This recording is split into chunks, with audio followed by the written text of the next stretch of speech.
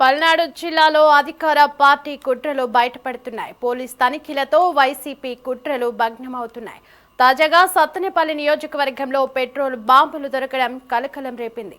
ముప్పాళ్ల మండలం మాదలలో వైసీపీ నేత గుంటూరు సైదా ఇంట్లో పెట్రోల్ బాంబులు లభ్యమయ్యాయి.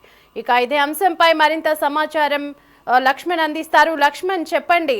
వైసీపీ అధికార పార్టీకి సంబంధించినటువంటి నేతల ఇండ్లలోనే ఇలా పెట్రోల్ బాంబులు దొరుకుతున్నాయి. దీనిపై ఎలా తీసుకోవాలంటారు?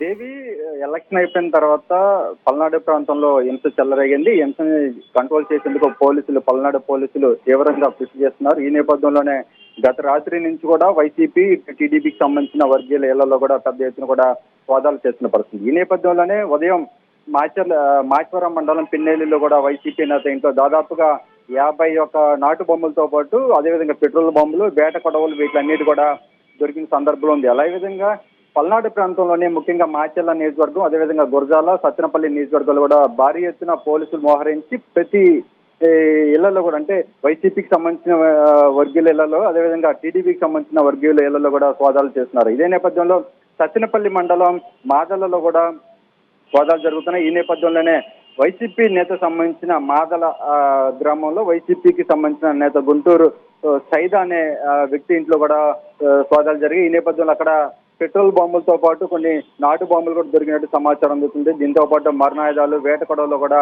పోలీసులు స్వాధీనం చేస్తున్నారు. ఈ సోదాలు కూడా కంటిన్యూ అవుతున్నాయి.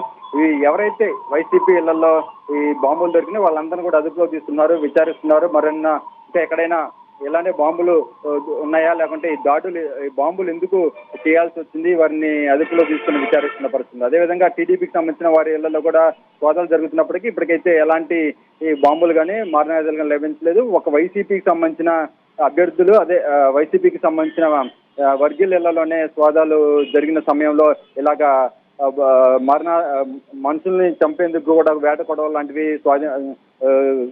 దాచిన పరిస్థితుల్లో వాటిని అన్నింటిని కూడా పోలీసులు స్వాధీనం చేస్తున్నారు. ఇప్పుడే పల్నాడు సంబంధించిన ఎస్పీ కూడా బిందు మాధవ్ కూడా ప్రెస్ మీట్ పెట్టారు. వైసీపీకి సంబంధించిన వ్యక్తి ఇళ్లలోనే బాంబులు కూడా స్వాధీనం చేస్తున్నా అని చెప్పేసి ఆయన అఫీషియల్ గా చెప్పడం జరిగింది. ఈ బాంబులన్నిటి కూడా, ఈ వేట కొడవలన్నిటి కూడా టీడీపీ ఏదైతే ఎన్నికల అనంతరం జరిగిన ఘర్షణలో ఉపయోగించేందుకు కూడా రెడీ చేస్తున్నట్టుగా సమాచారం అందుతా ఉంది.